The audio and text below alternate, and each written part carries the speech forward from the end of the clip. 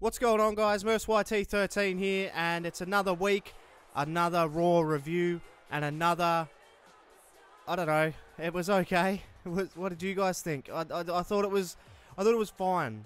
There was some good high points, there was some good storyline advancements, but there was some confusing stuff as well. There's a lot of directionless guys in the company at the moment, namely sort of Wade Barrett, Sheamus, you know, these kind of guys. They don't really have much going on at the moment, but let's get into the start. And we kicked it off in terrific fashion with Paul Heyman, obviously.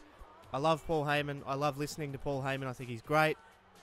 He basically punked out The Undertaker, said that, showed a couple of video packages, said that Brock Lesnar, he's gonna defeat The Undertaker, and he actually said in this promo that this is the very last time we will ever see The Undertaker versus Brock Lesnar. I think they said that about John Cena and The Rock as well, but we got that, obviously a year later. But I get the feeling, now because of The Undertaker's age, his health and that sort of thing, this actually has some validity to it. I think this actually might be the last time we ever see Brock Lesnar versus The Undertaker, and it's going to be in Hell in a Cell.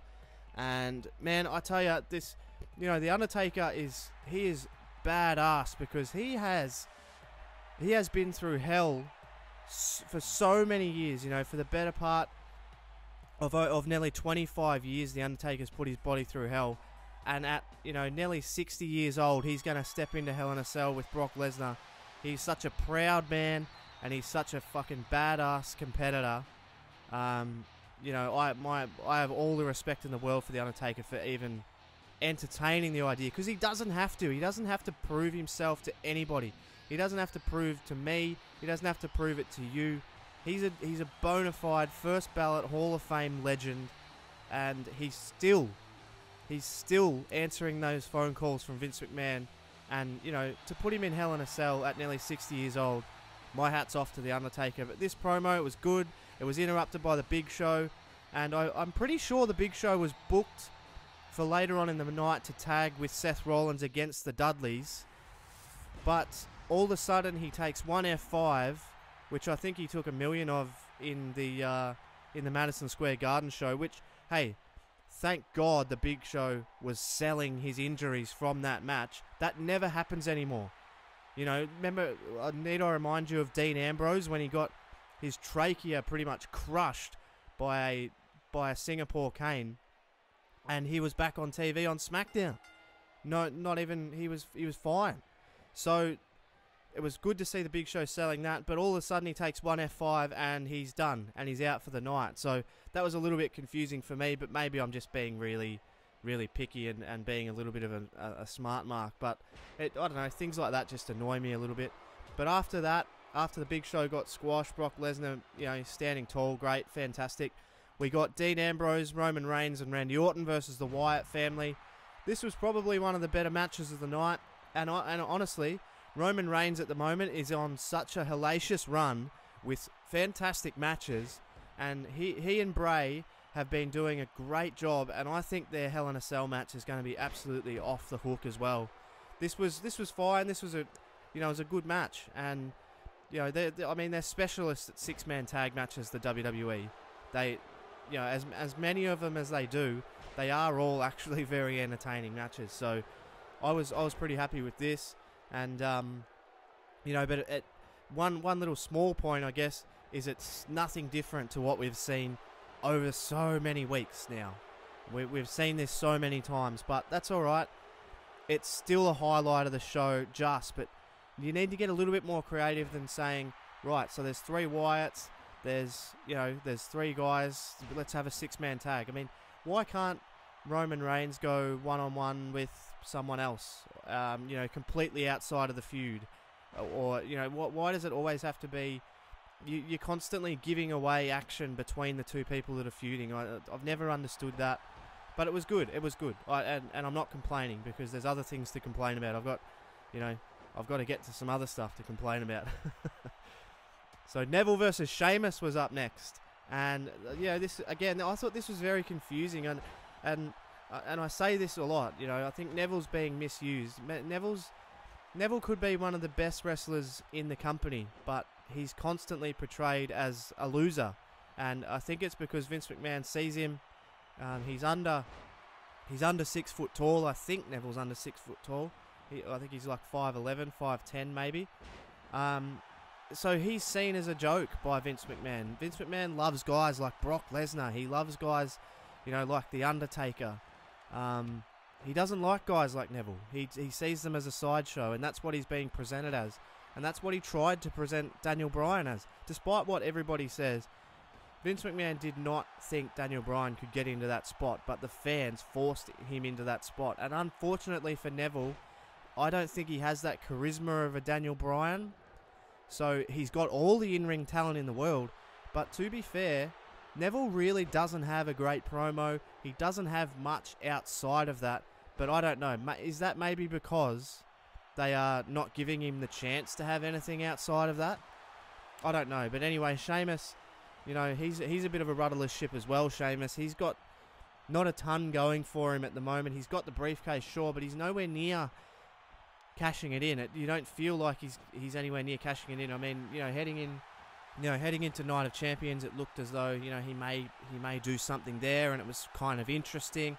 But now it's just sort of like, well, which actually, now that I'm thinking about it, that actually might mean Sheamus is going to do something soon, because they are keeping him so far away, from the title picture. So maybe Kane wins or something, and Sheamus cashes in. But we said that about Sting. I don't think Kane's winning. And we'll get to that in a second. But, okay, so off the distraction, Sheamus gets the win over Neville. Fair enough, whatever. I'm glad to see Barrett back, and, they're going to just play the old card of Barrett versus Neville again, because they're both English, I guess. It's so stale. It's so stale. These guys are just, they must be so frustrated, Neville would almost prefer to be back at NXT at this point, and I would love to see him back in NXT, to be honest. I think Neville would do a great job back in NXT. Give him a run against Finn Balor. Let's get some matches out of them again. Do something. Put him down there to enhance some of these younger guys that are coming through. And Neville adds a bit of star power to the NXT brand as well. I'd almost prefer to see him just back in NXT, to be honest. After that, we had Kane in the ring, cutting a weird sort of split personality promo. The crowd's popping for it, but they're laughing. The crowd's laughing, and I don't think it's meant to be a comedy angle, but the crowd is laughing. So that's danger. That's danger zone for the WWE, to be honest, when the crowd's laughing at the angle.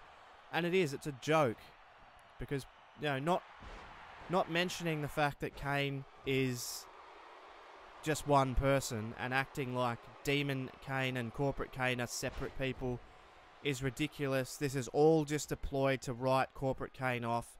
But we've got a Hell in a Cell match. How many Hell in a Cell matches are on this show? Is there going to be 3 Hell in a Cell matches with Bray and Roman, Brock and The Undertaker, and Seth Rollins and Kane now? Is there really going to be 3 Hell in a Cell matches? You're giving us too much. I've never been a fan of these. Now, let me just go on this for a little bit. Maybe this will be the question of the week, actually, because I enjoy discussing these sorts of things. Is these the names of these pay-per-views, like you've got TLC that used to be a match, you've got Money in the Bank that used to be a singles match, and now you've got Hell in a Cell. There's probably others as well that I can't think of at the moment. I've always been a fan of these one-off matches, and it never used to really bother me. But now, I mean, for example, this week, is it this week or whenever Hell in a Cell is? Why do you have to have a named pay-per-view like Hell in a Cell? Because Hell in a Cell used to be, wow, these guys cannot separate from each other. These guys cannot settle this feud, and then they have a Hell in a Cell match. But the Hell in a Cell match could have been at Royal Rumble. It could have been, like at King of the Ring, whatever. It used to be this one-off match. Are you a fan of these name pay-per-views where, it's just overexposed, and that you're getting, okay, so around October, we're going to get a Hell in a Cell match. But anyway, we'll move on from all that. It's going to be Seth Rollins versus Kane in a Hell in a Cell match for the WWE Championship. And I never thought I would say that. But, yeah, anyway, they keep going back to the well with these guys, and that's what we have to deal with. But after that, we got my favourite women's wrestler in the company, Natty versus Paige. Great match. Great match. And this is what these girls can do. This is the Divas Revolution. Giving them singles matches, giving them time. And a strong showing from Natty is smart. Seriously, WWE. Natty is amazing. She's the best wrestler in the company with, you know, in the women's division, obviously. And she's right up there, you know, with the men as well, as far as, you know, being able to go. So I think, you know, that Natty can really be the backbone of this Divas division. She can be the go-to. Her and Charlotte, I hope this ends up with her and Charlotte being facing off for the Divas title, because their match on NXT when Ric Flair and I think Bret Hart was there as well, their match was absolutely unbelievable. So after that we got Sin Cara versus Kevin Owens, and you know, I'm always happy to see Kevin Owens, as you know, but wow. So they book Kevin Owens as a monster who squashes Sin Cara, and then they book him to run away from Ryback. It's extraordinary. It's, you know, and this is at a time where the WWE seriously needs a compelling heel.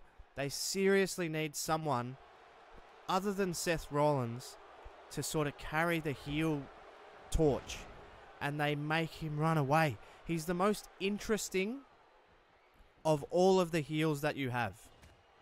It's unbelievable. The cowardly heel shtick is so outdated, in my opinion.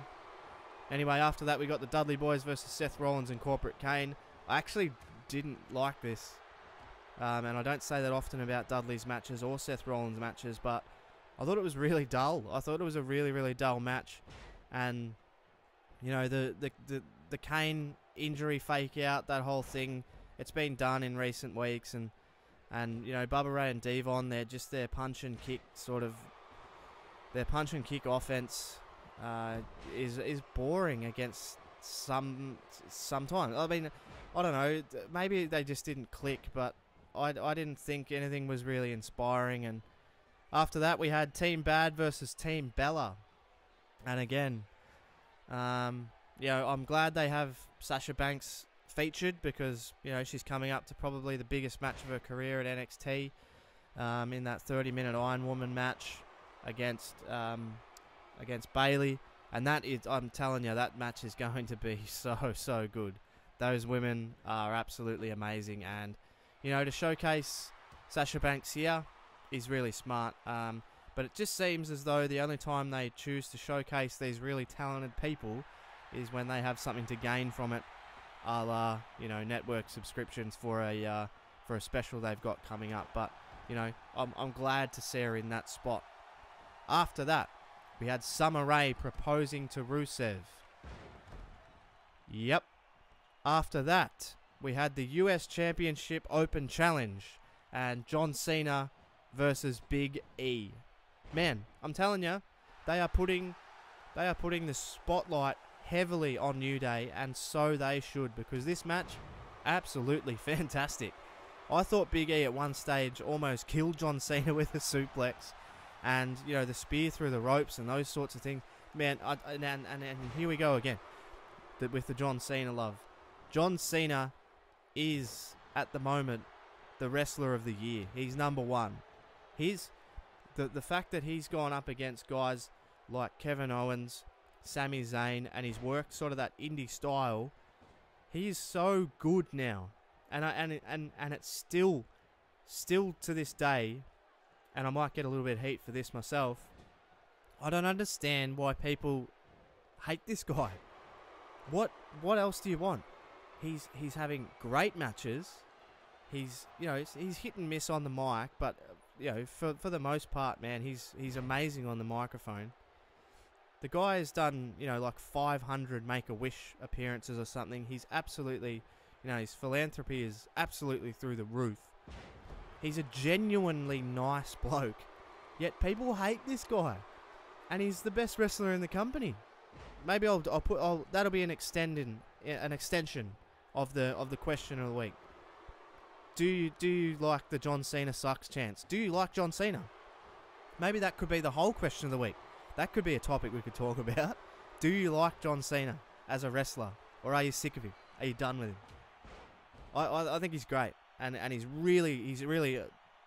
he's always had my respect, even from the Chain Gang days. That's when I was really on board with him. But yeah, let me know. What are your thoughts on John Cena? The way this show ended, with the New Day standing tall, really says they're going to back these guys, and this is what you can do with guys when you back them. It's simple, and thank God that this happened. That the New Day are on top. They're fantastic, and yeah, great ending to the show. I really enjoyed the ending to the show, and guess what, guys? John Cena was part of it. He was part of probably the best segment of the show. So if you don't like him, suck it up, because this guy is amazing. And with that will end my Raw review. And look, overall I'd probably give the show a pass, but for the most part it was a little bit labour intensive, as it is always, but it's 3 hours, so what do you expect? But anyway, guys, that's going to do it for my Raw review. Let me know in the comments below. Answer the question of the week. I think there might be a couple coming out of this. I'm really interested in what you guys think. But anyway, as always, from YT13, thank you so much for watching. We'll be back next week. Make sure you drop a like on this video if you've enjoyed it, and hit that subscribe button if you're new. But I'll catch you on the next one, guys, when we hopefully we're talking about a bit better Raw.